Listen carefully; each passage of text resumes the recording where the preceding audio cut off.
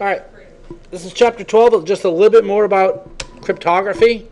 Digital certificates. We actually looked at a digital certificate earlier for the website we were looking at in the last chapter. It's a way we can prove authenticity. What it's basically doing is authenticating the server to me, or my bank to me, or wherever. Okay. Digital signatures we talked about in the last lecture as well. It's a way of proving that the document is legit. Okay. Weaknesses is imposter could post a public key under a sender's name. So what would prevent one of you from going on PGP's site and posting a key saying your name is Ken Dewey with a different email address? Nothing. Problem is, you all saw my public key up there, but how do you know it's really my public key? You don't. So there are drawbacks to all this stuff. Okay? So someone could go up there and post a different public key saying their name is Bob. And it actually happened to Microsoft. Someone put some bogus certificates up there years ago. And people were getting authenticated and said, oh, we're at Microsoft, and you weren't. So it can be an issue. All right. So we got what's called a trusted third party. This is used to help solve the problem of verifying identity. So if Daniel here knows me. Daniel's checked my credentials. He knows me. And Brian wants to talk to me, and he knows Daniel. So Daniel can say, yes, I know Ken. That is Ken's key. So he would be a trusted third party at that point. It verifies the owner, and the public key belongs to the owner. It's kind of like you ever have someone do something on your behalf. You got to have someone vouch for you. It's like my school. I can call security. They know me, and I can get them to let students in rooms, stuff like that. Okay? Like a notary public. There you go, notary public. But actually, notary, yeah, I guess that's a good point. Yeah, you're verifying the identity of someone, and they're notarized and says, yep, I saw their ID, that's really them. Yep. I refinanced my house recently, did it all online, was totally approved in 3 days. It was awesome. They actually sent a notary with the contract out to my house. Man, it's amazing how easy that stuff is to do now. But the guy came out, had to verify my ID before we could finalize it. But it was all done electronically. All right. Same company when you refinanced or a new company? I went through the same company. See, originally they sold it to somebody else, but I went back through them. Now they're actually keeping the note themselves. Because a lot of times companies, I use Quicken Loans. It's awesome. QuickenLoans.com, good rates, very cheap, and they will literally send a guy to your house. Because the moment I applied, I think within 24 hours I was already approved. But it took 3 days for them to, I had to send them a copy of my pay stub and stuff like that, but electronically. I didn't have to mail them anything. And within 3 days, I was totally officially approved for them. They'll call you up, congratulations. Then they just had to schedule a guy to come out and sign the papers. And so, yeah, digital certificate has a name or alias, keys, and who issued it. Okay. Normally, it's like Network Solutions, VeriSign, something like that issues certificates. Komodo, GeoTrust, something like that. All right. All right, it says information also has the issuer's digital signature, so we know who issued it and know that it's really them. You have a serial number and an expiration date. Okay? The parts that work together here are the certificate authority. That's like the VeriSign who's going to give out the certificate. The registration authority, the CRL, the certificate revocation list. What happens if a certificate's invalid? So what if I get a certificate that's good for 10 years? But 3 years from now, my server gets compromised. Well, that server is still good for 10 years or 7 more years. So a CRL is where you can list what certificates are no longer valid. And the certificate has to be on the list until it expires. Now, if you look at my 2513 class, Security Commerce, I actually have a lecture up there about certificate revocation lists. All right, certificate repository where they're stored. And we also need a web browser because they work with our web browsers. Okay? And I think, let me go in here to start. I had a group of guys that did some virtualization without telling me. Okay. And I created a cert request, sent it to VeriSign. Right. Then they virtualized that PC. So when I went to put the cert to finish the process and put it all back together, it said that the keys didn't match. So I had to call VeriSign and I had to basically rekey the cert. It's kind of an interesting project. Oh, it's not fun. Okay. Now, if you look here, these are the certificates that this computer I'm sitting at right now uses. These are the trusted root certificates. You ever go to Windows Update and it says there's a root certificate update? You always need to do those because the root certificate people change. And if you don't download the root certificate update, you might go to a website that's trusted by someone that you don't know about. And this is what it downloads. Say we have GoDaddy, GTE, VeriSign. There's the VeriSign ones. Thwart. These are all the big ones. And then Microsoft. These are places that have the root certificates. You could also have personal ones. I don't know if there's any going to be on this machine. No, there's not. You have enterprise level. If you're running PKI in your organization, you're going to have enterprise level stuff. You could also have intermediary certs or intermediate certs, kind of like people in the middle. But all right. So certificate authorities is a trusted third party. They give out the certificates. They're verifying it's really me. They issue a certificate and said, yes, I'm VeriSign. I'm saying that this is Ken Dewey. Okay?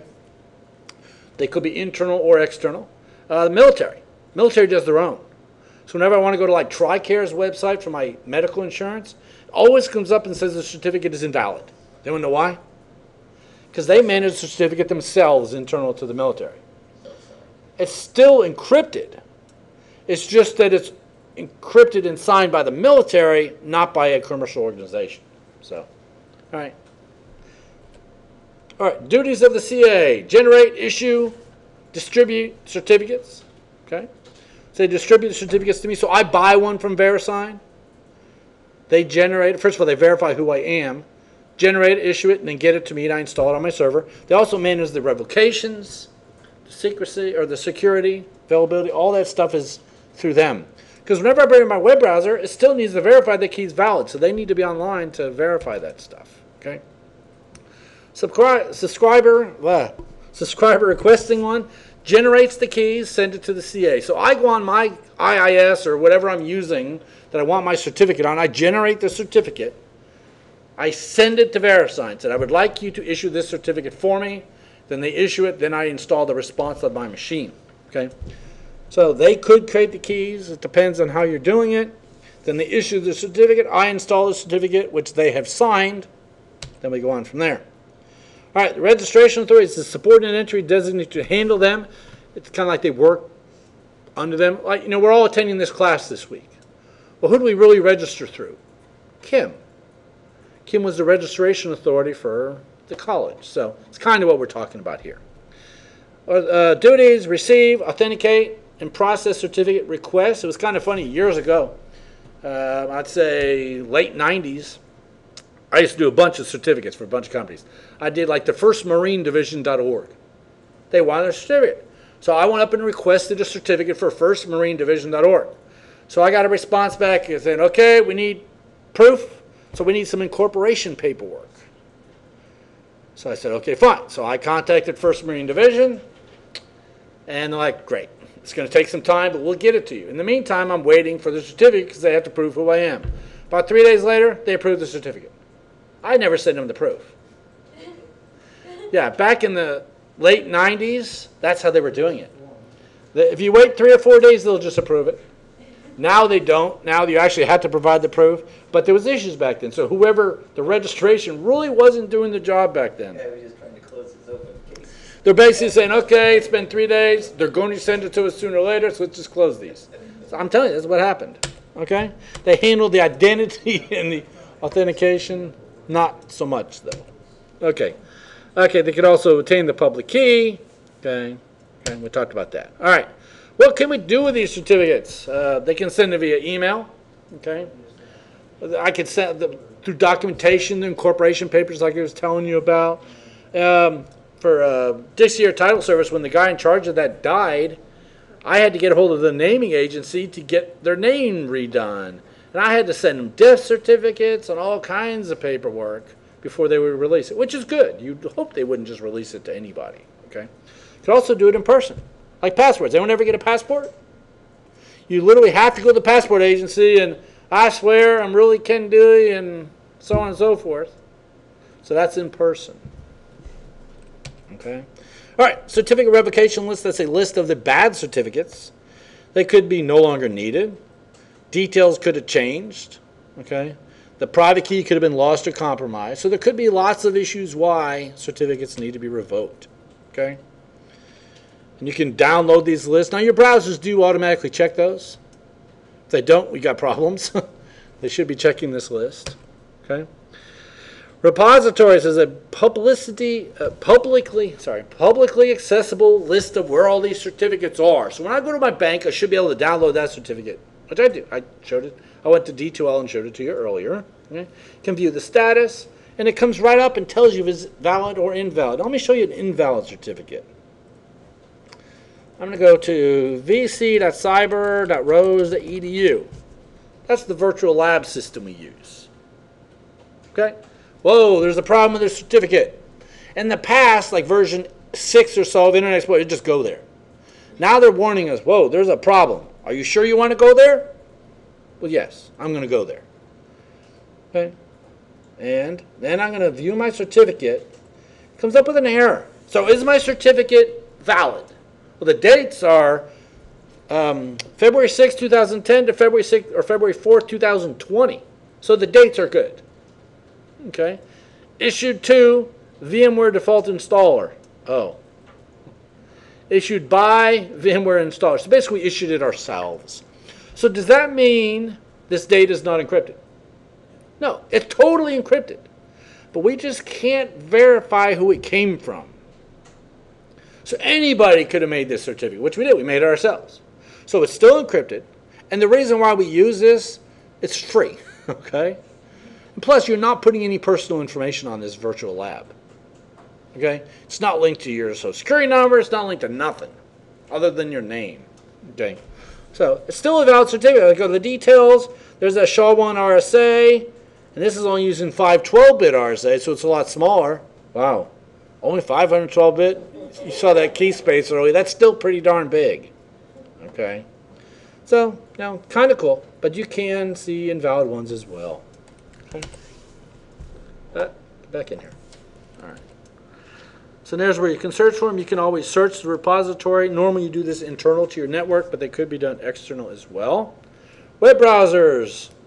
I showed you the ones that were pre-installed on this computer. My web browser checks those and uses them. That's why it's important you update them.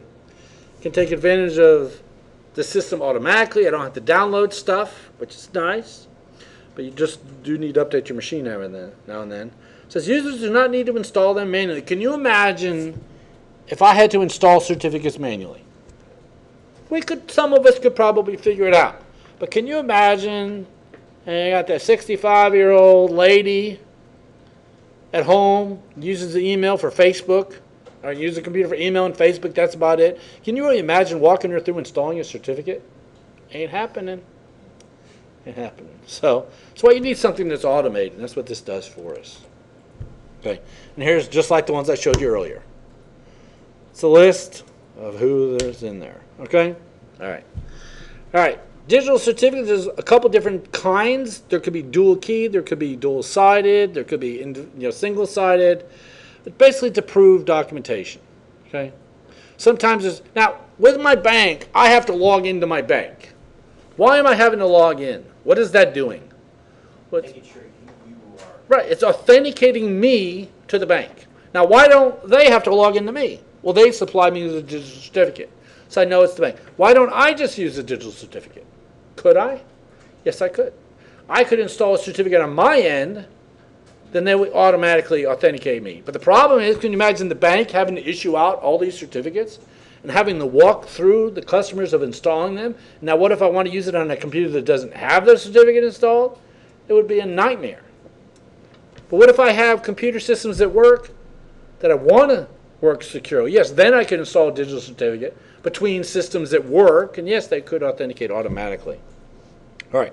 Other things that could be used for: communication between clients, encrypt messages, okay, verify the identity, verify the source, okay. There could be personal. You can get your own personal digital certificate. VeriSign will give you free email certificates, free personal ones, okay. You can get a server digital certificate, which we looked at, okay. You can also get software published. You ever install software and it says, this has not been signed? A lot of drivers come up that way. The biggest example I always see is video drivers.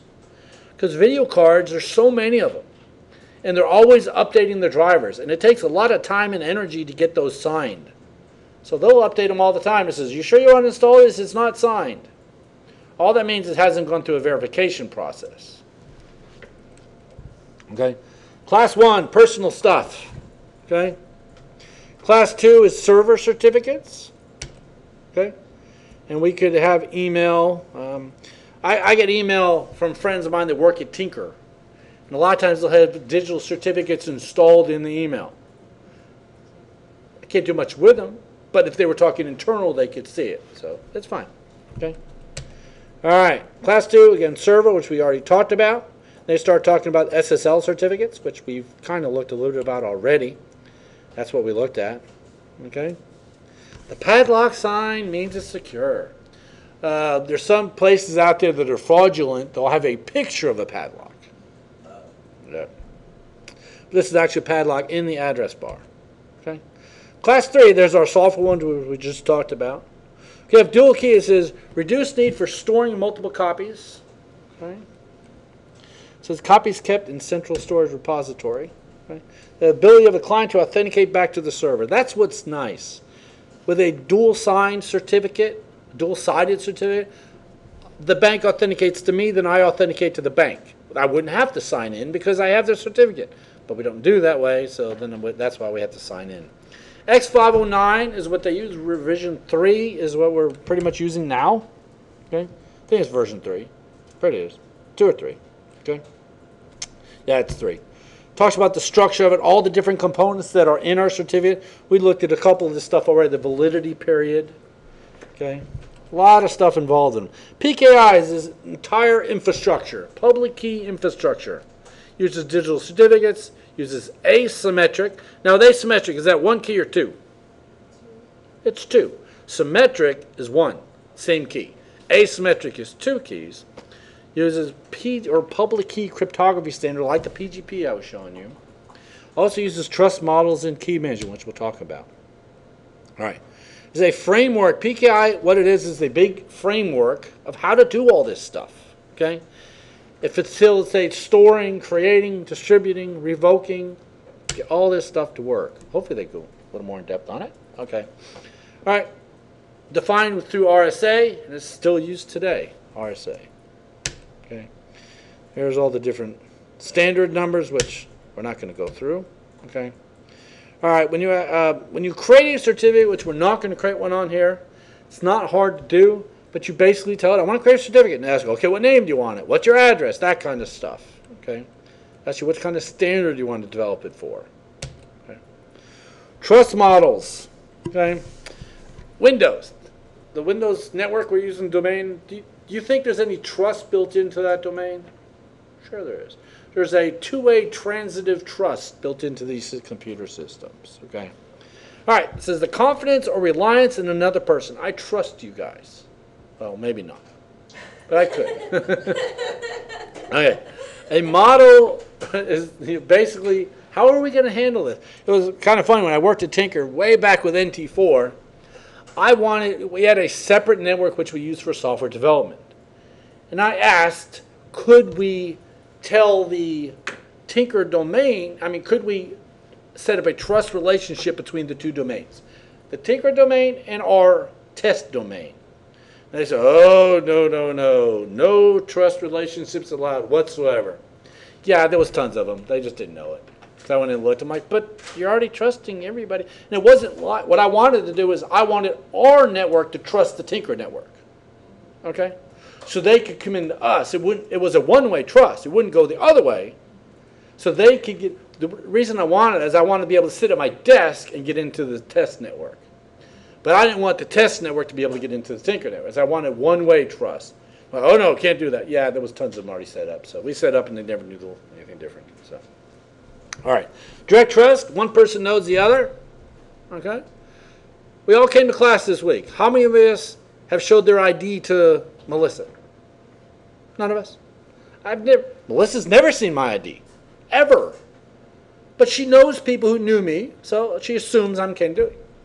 And I'm going to get paid by them. I've never showed anyone at this school anything.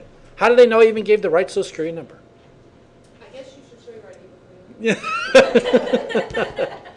But the point is, we trust each other. You could trust each other. Third-party trust, again, I know you. Or she doesn't You know. care. Or what now? She doesn't care. She doesn't care. Doesn't matter. Accept the risk. She's getting paid $3 an hour for managing this grant anyway. So, no. Okay, could have a hierarchical model. It says assigned single hierarchy, which we should have a picture of, with a root, and the roots trust ones below it. Actually, that's how Visa and MasterCard work. Okay, so the single CA private key must be, may be compromised. It screws it all up. Here we go. We have the CA, which has different people below it that manage it. Like when I used to sell certificates through Komodo. Okay, well they were trusted through GE Trust. You saw GE Trust on the list of certificates earlier. GE Trust was the root certificate authority. Okay, Komodo was a subordinate certificate authority. So actually, way back when I installed those, I actually had to install an intermediate certificate. Because if you went to my web server, it says, okay, this is Komodo, and you're like, huh? Who's Komodo? So I had to also install a GE Trust certificate, so you would know that, oh, Komodo is trusted through GE Trust. Oh, we know who the GE Trust is. So I was basically giving you a third party to trust.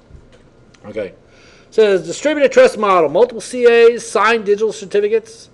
Can you imagine if one organization was in charge of digital certificates? It's kind of like a monopoly. That would suck. What happens if they went on vacation?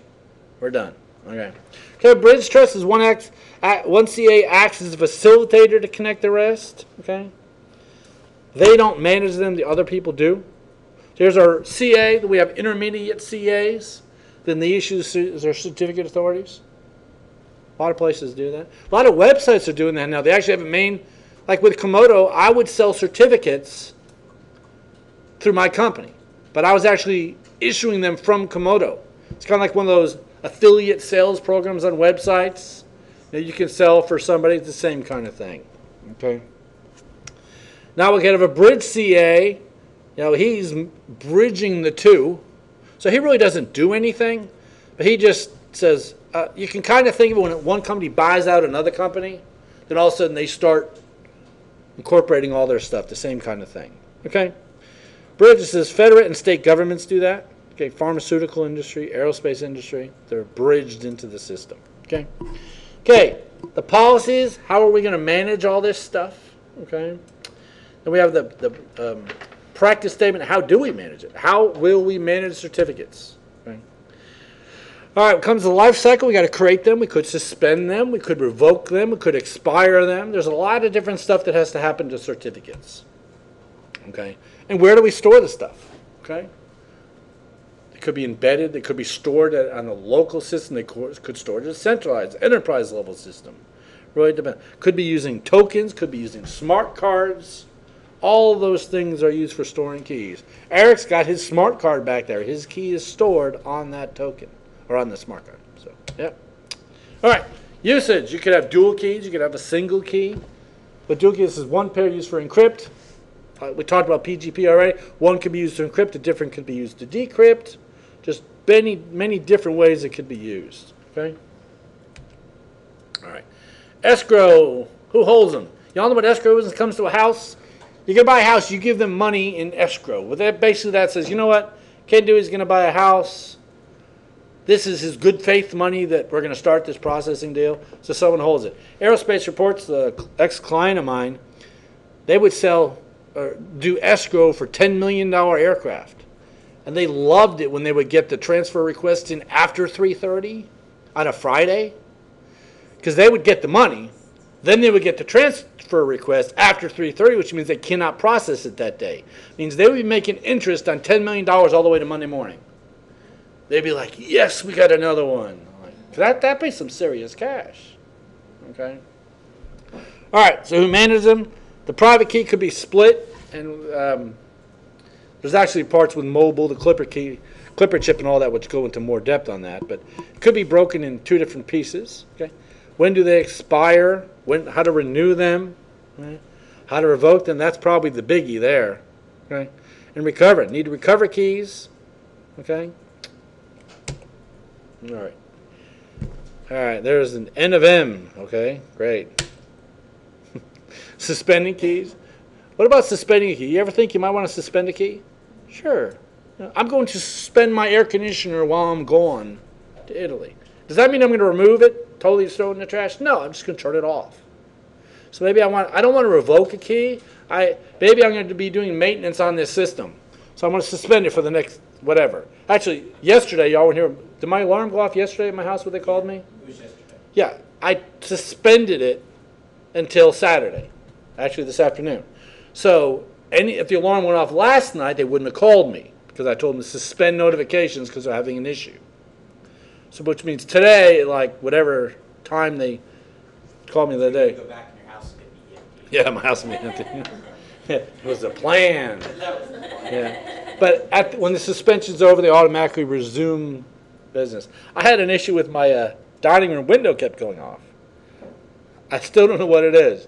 So I basically had to put on permanent bypass. It'll come up and says, window's open, window's closed. It's like, what? And one time I was actually standing there in the living room, I got a notification, window's open, window's closed. I'm like, the window's right there. So it's got to be a wiring issue. They got a lot more wireless sensors now, which I need to replace them with to fix that issue. But all right. SSL, Secure Socket Layer, which we use for websites, which is HTTPS, developed by Netscape. Version 2 is out now. Version 3. How am I getting these versions? It's version 2, I think. Version 2, isn't it? Whatever. Okay. All right, we have TLS, Transport Layer Security, which is actually used with a lot of this now. TLS version 1 is actually SSL version 3. It's a new version of a way of doing that. Gives us client authentication, data encryption, and we use it every day on the internet. You just don't realize it. All right, SSH, Secure Shell, is like the encrypted version of Telnet. Okay, used a lot on Linux systems. This is encrypted alternative. Oh, see, it even says it. Alternative to Telnet, right there. Used on Linux base, we have slogin, SSH, SCP for secure copy, secure login, secure shell. Excellent tool. We actually uses keys to do it. Passwords are encrypted. Okay. There's a little more about the commands. We're almost done. Okay. Common uses of SSLs for our web browsers. That's what we all see it every day. But does it have to work on web browsers? No, it can work for other stuff as well. Okay. SHTTP is really the same thing. We're encrypting our data. What kind of encryption was the certificate earlier we were looking at? RSA, remember? Okay. But they support many different encryption modes. IPsec, okay? IPsec is used a lot in VPNs, okay? It works at a higher layer. It's used to encrypt our data. Here we are, we're showing, so PGP works at the application level. IPsec works at the network level, okay? All right. Can be used, it's basically transparent. Even SSL is transparent nowadays. Now we go to our bank, did I have to do anything special to download and install a certificate? No, it just works. IPsec is the same way. It's transparent, okay? Just works, okay? All right, authentication, confidentiality, key management, all that built into it, okay? And what they're talking about, there's a couple different modes it works. It works in either tunneling or transport mode. Transport mode, I can see the truck going down the road. I just have no idea what's in it. I know there's communication happening, but I can't see what's in the packets. Tunnel mode is I can't see anything. I don't know how much data is going through there. All I know is there's a connection from here to there. I have no idea what's going in between them. So that's the difference in them. Okay, they're both good. Okay, that's the end of the chapter. Yay! Thought they were gonna have a little more on that, but all right. It's the end of chapter 12.